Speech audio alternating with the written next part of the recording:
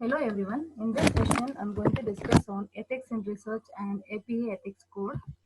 So what are ethics? Ethics are the moral principles that a person must follow. Here ethics means having some morality, that is having some principles that a particular person should follow.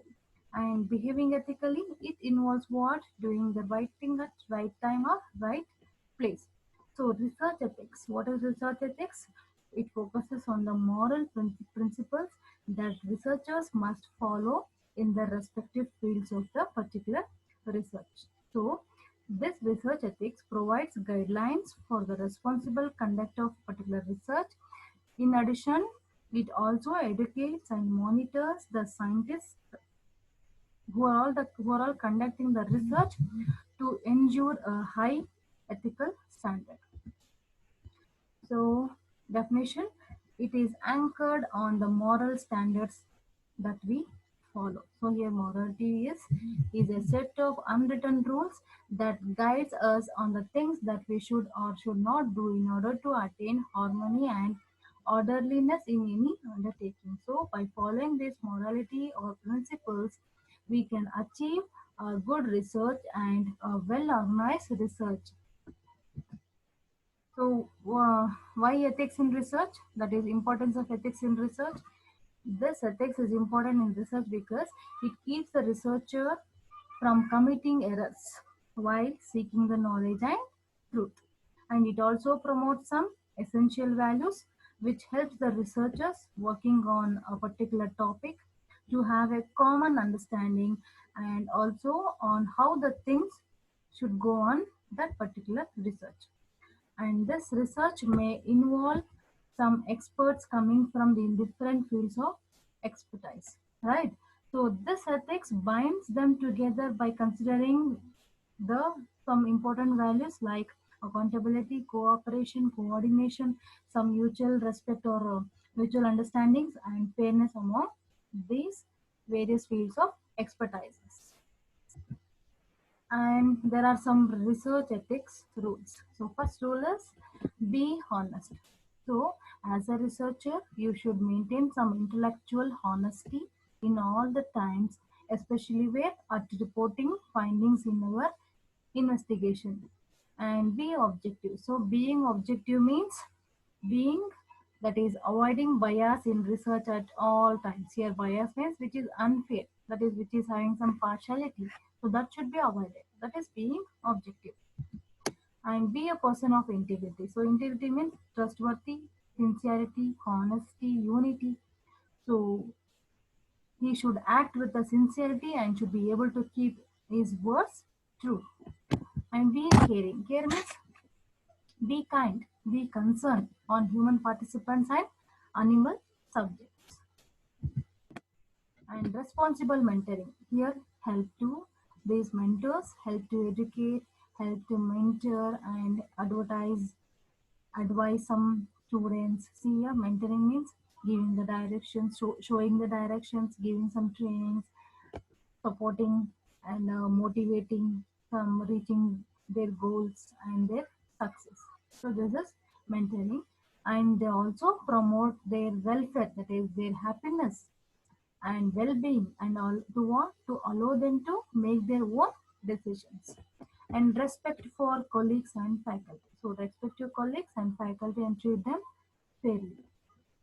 And social responsibility. So try to promote good social responsibilities and prevent some social harms through what?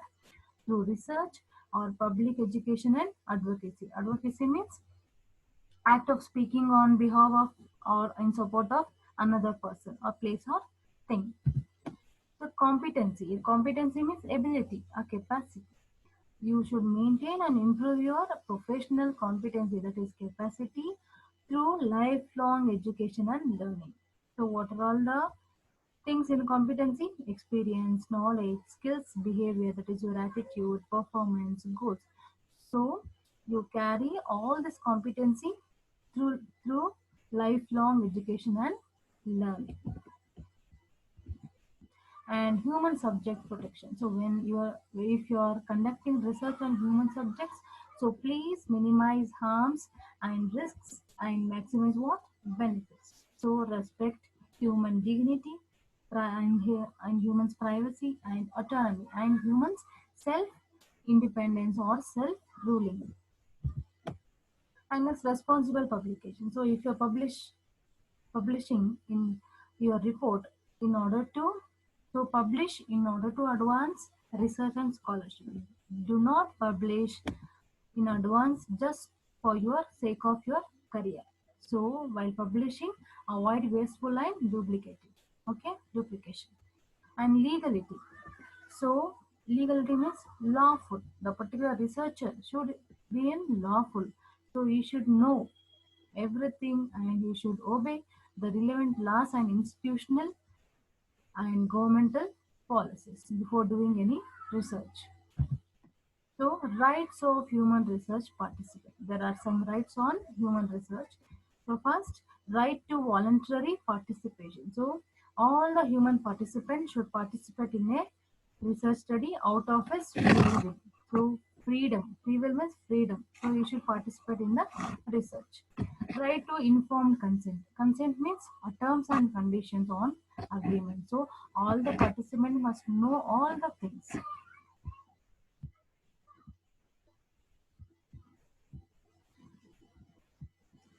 All the things like procedures, what all the participants have, and the research procedures, risks and potential benefits, the particular research will bring to the participant before participating in the research. So, right to be protected from harm. So, it's a researcher's responsibility to what? To protect the participants from any form of harm that may affect them. So, right to confidentiality. So, all the participants who are participating in the research, those participants' personal information should be made confidential and should not be bring into a public. And next, areas of scientific dishonesty. So first is plagiarism, that is using others people work without acknowledgement and their contribution. That is stealing or piracy, not privacy, piracy. Stealing someone's idea into someone's field. So that is plagiarism. Next, fabrication and falsification. Fabrication means making or modeling your report. That is fabrication. And falsification, falsifying. If at all to falsify any hypothesis, like if there is one statement, all swans are white. So this can be falsified by observing or seeing a black swan. So this is falsification. And non-publication of data. So data was suppressed. Here data suppression, that is crushing the unwanted data. So it is not ethical to ignore the exception. So exception means something or someone is not included. So here we are not directly accepting them, exception, making the exception, but just trying to explain to oneself that the reason of the exception. What is the reason of the particular exception? And faulty data gathering. So if at all the machines are not calibrated correctly, if subjects do not follow procedures correctly, if untrained research assistants are used, if testing occurs at different times of the day. See here, the untrained research assistants, if at all they are used, see they are naming the parts of the elephant's body like this. So one person is naming the ear of elephant is it's a fan. According to him, it's a fan. See, according to this guy, the tusk of elephant is it's a spear. And according to this guy, the trunk of elephant is it's a snake. See, according to this guy, the leg of elephant is it's a tree. So according to this researcher assistant, according to the body of according to him, the body of this elephant is it's a ball. So like this, the untrained researcher assistants are used. If at all used, then becomes faulty data gathering. So next, poor data storage and retention. So should be available for verification of others. So if at all we store the data, So that should be available for the verification of others to use by the others. So next, misleading authorship. So people take credit who really make very little contribution to the study. So if at all a fellow graduate student assists you, they should not expect to be named. So the same is true with faculty advisors unless they have made a significant contribution to the study, which often occurs. Until then, the research is not accepted. And next, ethical codes. These are the codes are adopted by organizations to assist members in understanding the difference between right and wrong way while understanding to do the decisions. So these ethical codes are adopted by the some of organization to assist or to understand the difference between what is right and what is wrong during making the decisions. So next is code of conduct and code of ethics. So both are same. So it's a collection of rules and regulations, that is principles, that include what is and what is not acceptable. So the rules and regulations that includes what is and what is not to be accepted, and that has behavior. And the APA, that is American Psychological Association, publishes the ethical principles of psychologists and code of conduct, which outlines some aspirational principles. That is, they publishes the principles, ethical principles, as how as aspirational principles. That is, the high level success of ethics as well as an enforceable standards that psychologists or researchers should use when making some decisions. So this APA was first published their ethics code in the year 1953, and then the current version was introduced and developed in the year 2002 and later amended in the year 2010 and 2016. So what this APA code consists, that is composed of some key principles and ethical standards. So this intended as a guide to help or to inspire psychologists or researchers. They inspire these guidelines or principles inspire the researchers as they work in their different professions, like whether they are working in mental health, in research, or in business, or clinical psychology, counseling psychology, school psychology, teaching, supervision, public service. So, these ethics inspire them. For whom? For researchers. See, Nicholas Hobbes, who served as an APA president and head of one of the committees, so he designed these standards, that is, principles. So, what is the purpose of this code of ethics? Code of conduct is to protect what? To protect research participants and their reputation of psychology and psychology themselves. So, these are all the principles of AP. So, there are 5 principles of American Psychological Association. First is beneficency and non-maleficiency, fidelity and responsibility, integrity, justice, respect for people's rights and dignity. So first is beneficency and non-maleficiency. What is beneficency? Refers to the act of helping others. That is, it prompts to help others. Whereas non-maleficiency, it prompts to do no harm. That is, it is doing no harm. Should not do harm for anybody. So if at all, if at all conflicts occur, that is quarrels occur among psychologists and their commitments, that is obligations means commitments or their concerns, they attempt to resolve these quarrels, that is conflicts, in responsibility to what? To avoid the or to minimize the harmness. And psychologists, that is researchers, try to be aware of the possible effect of their own physical and mental health on their ability to help those with whom they work. And next principle 2 is fidelity and responsibility. So fidelity means trusting one another. See, researchers establish the relationship of trust. So the researchers or psychologists establish the relationship of trust with whom? With those with whom they work. So they are aware of their professional and scientific to society and to specific communities in which they work. They build a relationship of trust while working with them, with their participants.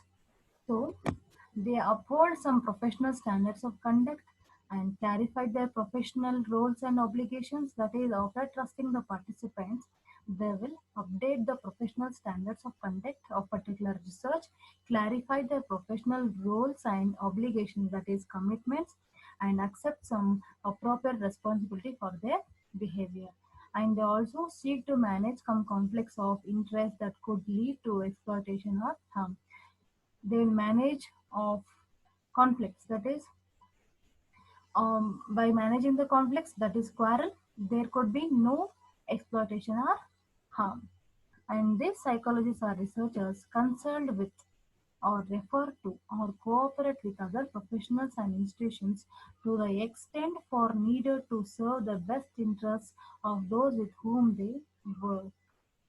So they are concerned about the ethical compliance means an agreement of their colleagues' scientific and professional conduct.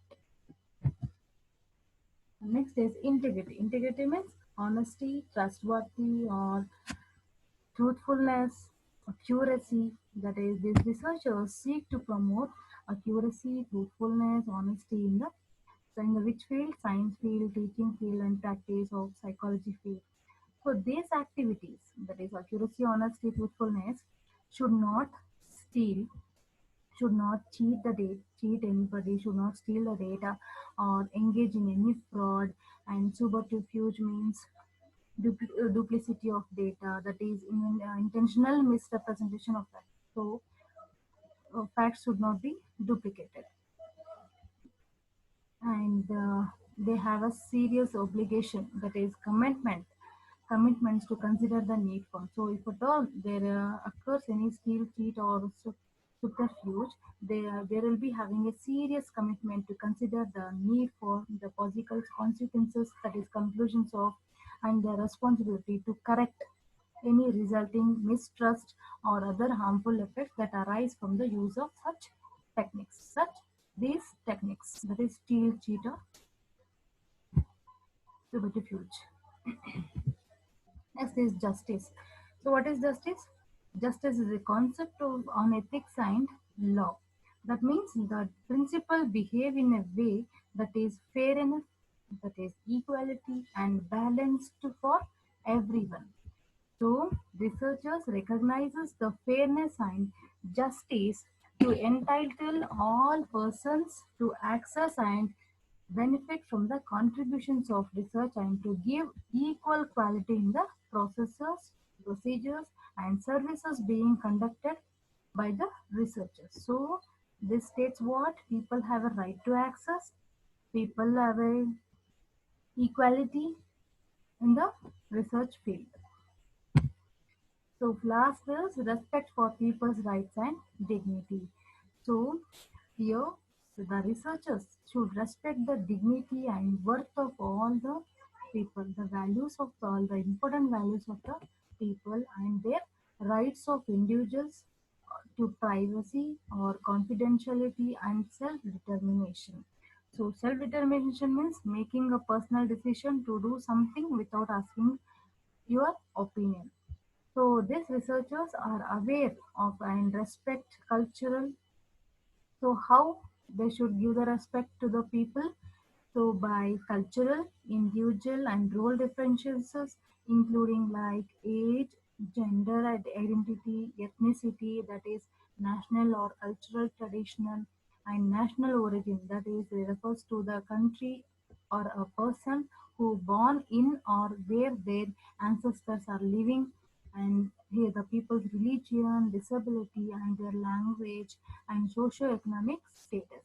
And by considering these factors when working with members of that such groups, we can give respect and people's according to the people's rights and dignity.